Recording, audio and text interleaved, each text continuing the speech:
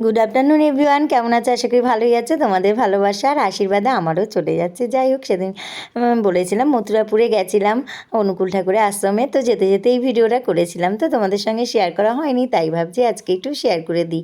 কারণ এই এত সুন্দর ভিউ আর এত সুন্দর পরিবেশটা না সত্যি খুবই ভালো লাগছে।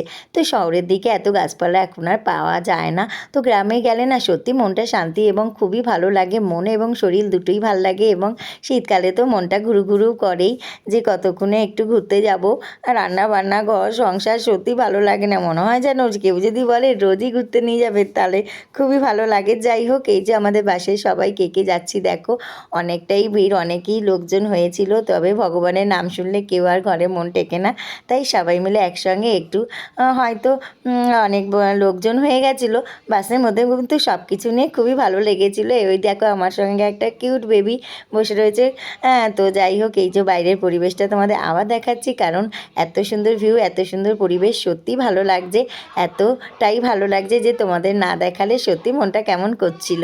তাই ভাবলাম ভিডিওটা আজকে তোমাদের সামনে একটু শেয়ার করি। তো আজকালকার সত্যি এত গাছপালা দেখা যায় না, আর এত অক্সিজেন আমরা কোথায় পাবো, তাই না? গাছপালায় যদি না থাকে, তাই গ্রামের দিকে গেলে সত্যি মন খুলে একদম অক্সিজেন নিতে পারি এবং শরীর আর মনটা সত্যি খুবই ভালো থাকে এবং খাবার দাবারও খুব ভালো হজম হয়, তাই না? তো যাই হোক, এই নিয়ে সব নিয়ে তোমাদের সঙ্গে একটু শেয়ার করলাম। টাটা, বাই, ধন্যবাদ।